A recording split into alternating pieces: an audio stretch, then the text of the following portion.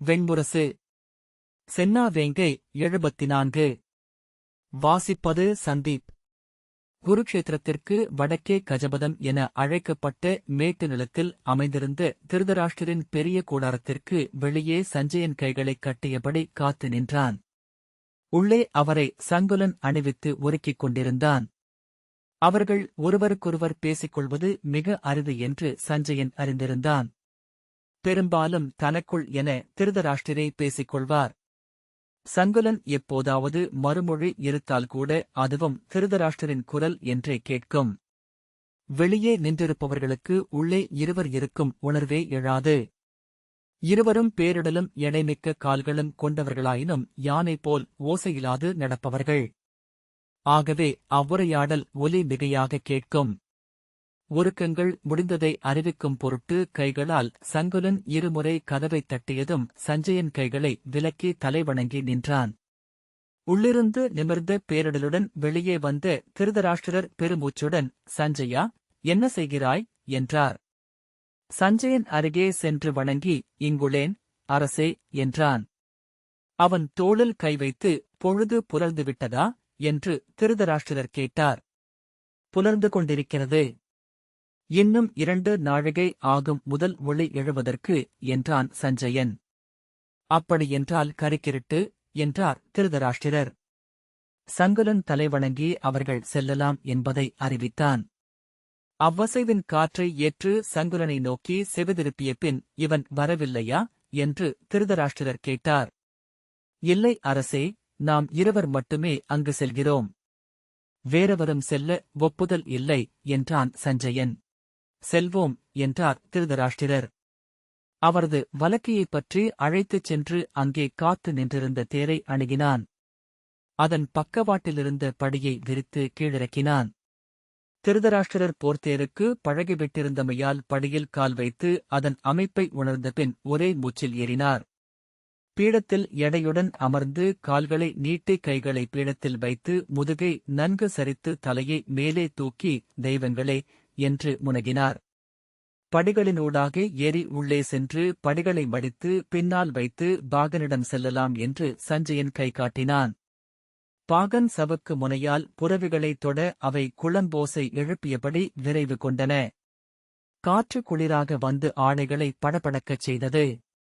குழல் கட்டவிழ்ந்து பறக்கத் தொடங்கியதும் சஞ்சயன் விடுதலை உணர்வை அடைந்தான். மலைச்சரிவில் கட்டப்பட்டிருந்த அந்தக் கூடாரத்தில் அவர்கள் வந்து தங்கியிருந்த 4 நாட்களும் பெரும்பாலான பொழுதுகளில் முகப்பிலிடப்பட்டிருந்த மரப்பீடத்தில் திருதராஷ்டிரர் அமர்ந்திருக்க அவரருகே நின்றபடி அவன் அவர் கேட்கும் வினாக்களுக்கு மறுமொழியிருத்துக் கொண்டிருந்தான்.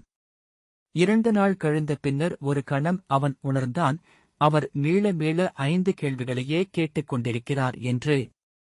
அவ்வைந்து கேள்விகளையும் கூட ஒற்றைக் கேள்வியாக சுருக்கிவிட முடியும் என்று மீண்டும் எண்ணிக்கொண்டான். படைகளில் என்ன நிகழ்கிறது?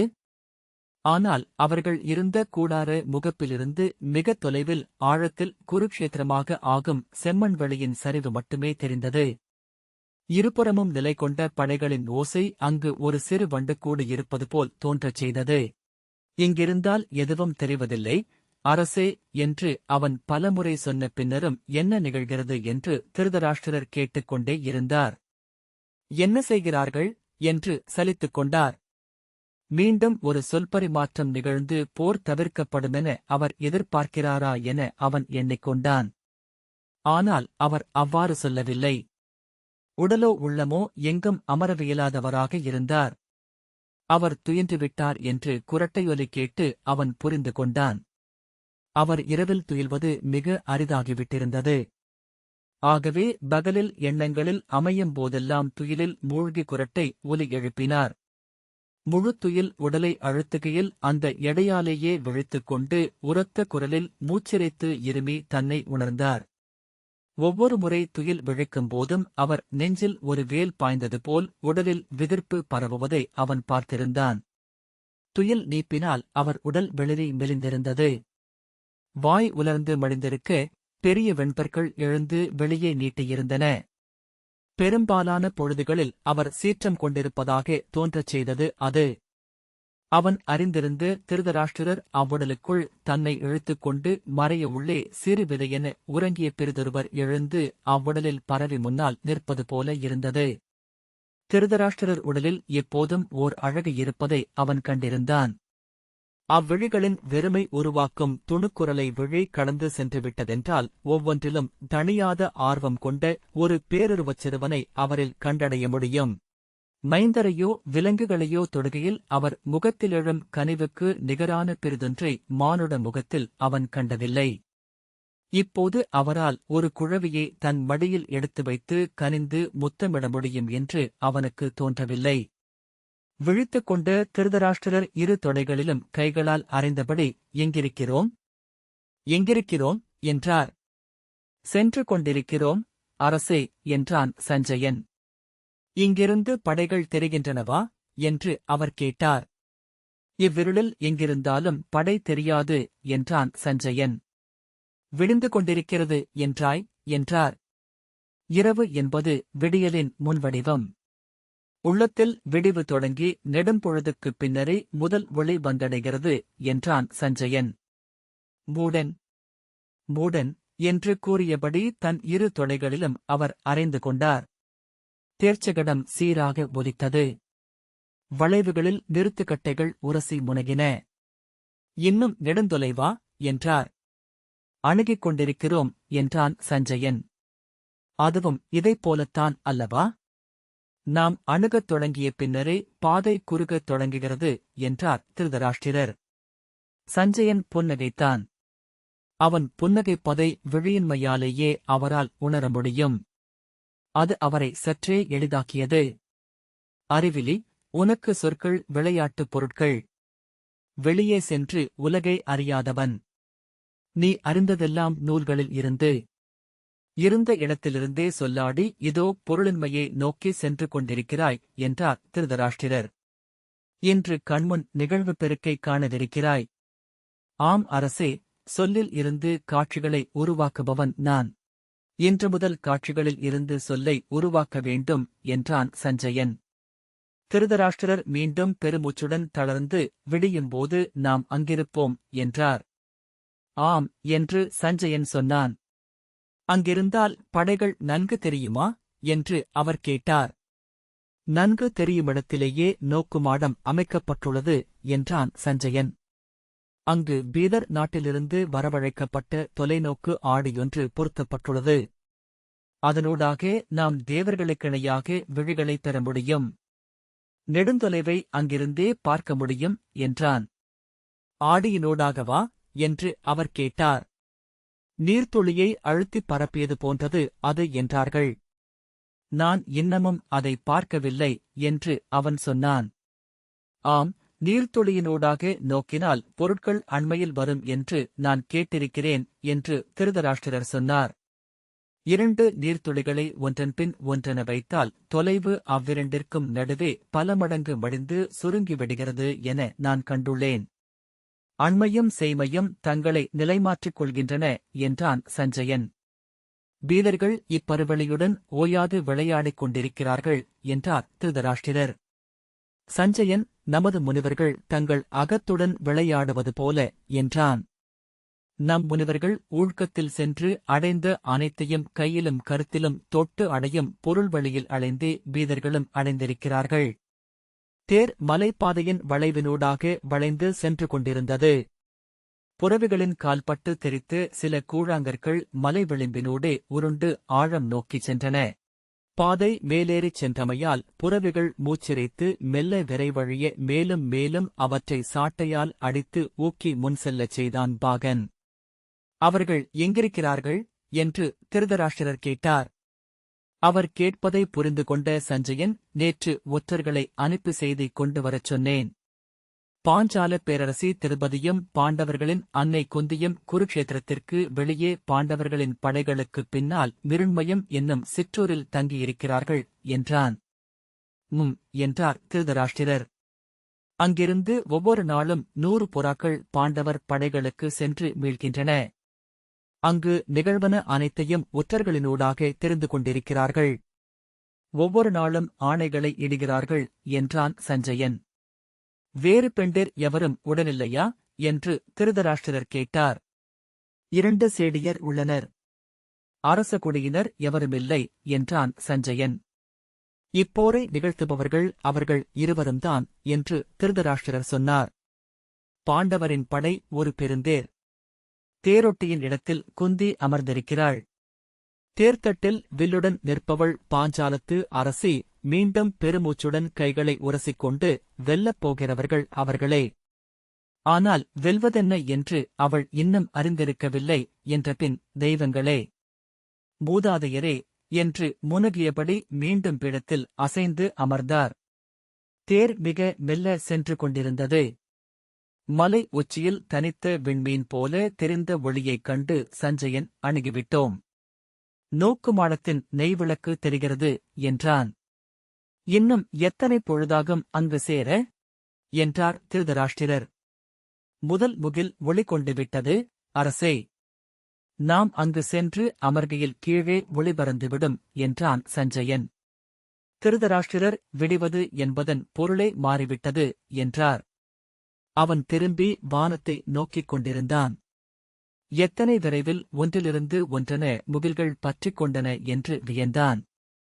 இங்கிருந்தால் நமது படைகளின் ஓசை கேட்குமா என்று திருதராஷ்டிரர் கேட்டார். இல்லை, இது நெடுந்தொலைவு. ஆனால் அதுவும் நன்று. ஓசை திரை போல நிகழ்வன அனைத்தையும் மறைத்துவிடும் என்றான் சஞ்சயன். பின்னர் தொலைவு மிக நன்று. அது விரைவை அழிக்கிறது. ஒவ்வொன்றையும் உற்று நோக்குவதற்கு நமக்கு முழு பொழுதும் கிடைக்கிறது. தேவர் விண்ணிலிருந்து மானுடரை அசைவில்லாதவர்களாகத்தான் பார்த்துக் கொண்டிருக்கிறார்கள் என்று ஒரு தொல்நூல் சொல்கிறது. அத்தனை பெருந்தொலைவில் இருந்து நோக்குகையில் அசைவு முற்றிலும் பொருளிழந்துவிடும் என்றான். எனக்கு நீ இந்த அணிச்சொற்களால் எதையும் சொல்ல வேண்டியதில்லை. உன் சொற்களினூடாக நான் அனைத்தையும் பார்க்க வேண்டும். பொருள்வய வெளியென மாறாத நுண்சொற்கள் ஒன்று கூட எனக்குத் தேவையில்லை என்றார் திருதராஷ்டிரர். சஞ்சயன், அரசே, இறுதியாக நான் ஒன்றை சொல்ல விழைகிறேன். தாங்கள் எதன் பொருட்டு இதை பார்க்க வேண்டும் என்று இன்னமும் எனக்கு தெரியவில்லை என்றான். நானும் அறியேன். முதலில் இதை பார்க்க விழையவில்லை. ஆனால் பார்க்காமலிருக்க என்னால் இயலவில்லை என்று பின்னர் உணர்ந்தேன். இதை பார்க்காதொழிய என்னால் இயலுமென்றால் எப்போதோ இளையோனுடன் கிளம்பி நானும் காட்டுக்கு சென்றிருப்பேன் என்றார் திருதராஷ்டிரர். நான் இதனுள் இருக்கிறேன். இங்குள்ள ஒவ்வொரு படைவீரனுக்குள்ளும் என் ஒரு துளி உள்ளது. என்னால் இதை பார்க்காமலிருக்க இயலாது. பார்த்தவற்றிலிருந்து நீங்கள் எஞ்சிய வாழ்நாள் முழுக்க விடுபட இயலாது என்று அறிந்து கொள்ளுங்கள் அரசே என்றான் சஞ்சயன். ஆம், அதை நானும் அறிவேன். ஆனால் அதன் பொருட்டு எவரும் வாழ்க்கையின் பெருந்தருணங்களை தவறவிடுவதில்லை என்று திருதராஷ்டிரர் சொன்னார். இது நற்தருணமாக அமைய வாய்ப்பில்லை என்றான் சஞ்சயன். இளையோனே, என் நீண்ட வாழ்நாளில் கண்டறிந்த ஒன்றுண்டு. வாழ்வியல் பெருந்தருணங்கள் அனைத்தும் தீயவையே என்றார் திருதராஷ்டிரர். அதன் பொருட்டு எந்த மானுடனும் அவற்றை தவறவிடுவதுமில்லை. சற்று நேரத்திற்குப் பின் சஞ்சயன், ஒருவேளை தெய்வங்கள் மானுடருக்கு வீசியிருக்கும் தூண்டிலே இதுதான் போலும் என்றான். தேர் நோக்கு மாடத்தின் முன் சென்று நின்றபோது இலைகள் மெழுக்குப் பூச்சு ஒளிரும்படி தெளியும் அளவுக்கு நுண்வெளிச்சம் எங்கும் பரவியிருந்தது. இன்னும் சற்று நேரத்தில் பொழுது விடுவதற்கான அறிவிப்பு எழுந்துவிடும் என்று அவன் திருதராஷ்டிரரிடம் சொன்னான். ஆம், நான் பறவைக் குரல்களை கேட்டுக் கொண்டிருக்கிறேன். கரிச்சான் ஓய்ந்தது. காகங்கள் கரைந்து பறக்கின்றன என்று திருதராஷ்டிரர் சொன்னார். நோக்குமாடத்திலிருந்து 2 காவலர்கள் வந்து தேர் அருகே வணங்கி நின்றனர். சஞ்சயன் திருதராஷ்டிரரை மெல்ல கைப்பற்றி இறக்கினான். படிகளினூடாக இறங்கி நிலத்தில் நின்ற அவர் உடலை நிமிர்த்தி, தெய்வங்களே, மூதாதையரே என்று முனகினார். தேர் நகர்ந்ததும் 2 வீரர்களும் தலைவணங்கி, இவ்வழி அரசே என்றனர். வருக என்று சஞ்சயன் அவர் கைப்பற்றி அழைத்துச் சென்றான். 12 அடுக்குகளாக மரத்தாலும் மூங்கிலாலும் கட்டப்பட்டிருந்த அந்த நோக்குமாடத்தின் படிகளை அணுகியதும், அரசே, செங்குத்தான படிகள். கைப்பிடியை பற்றிக் கொண்டு மெல்ல ஏறுங்கள் என்றான் சஞ்சயன். 2 படிகளில் கால் வைத்ததும் அதன் கணக்கை புரிந்து கொண்ட திருதராஷ்டிரர் விரைந்து மேலேறினார். சஞ்சயன் மெல்ல காலெடுத்து வைத்து தொடர்ந்தான். இறுதி நிலையை அடைந்தபோது சஞ்சயன் மூச்சிரைத்துக் கொண்டிருந்தான். திருதராஷ்டிரர் திரும்பிப் பார்த்து, என்ன ஓசை அது? நீயா மூச்சிரைக்கிறாய் என்றார். ஆம் என்றான் சஞ்சயன். செங்குத்தான ஏணி. மிகு உயரம். திருதராஷ்டிரர் சொற்களில் அழைகிறாய். ஒரு நாளாவது களரிக்குச் சென்று உடல் பயில அமர்ந்துளாயா என்றார். சஞ்சயன் சொற்களை நிறுத்திவிட்டு உடல் பயில வேண்டியிருக்கிறது. அது என்னைப் போன்றவர்களால் இயலாது என்றான். அறிவிலி என்று கையை வீசியபின், இங்கே எந்த இடம் என்றார் திருதராஷ்டிரர். வருக என அவரை அழைத்துச் சென்று அங்கு அவருக்கென போடப்பட்டிருந்த பீடத்தில் அமர்த்தினான்.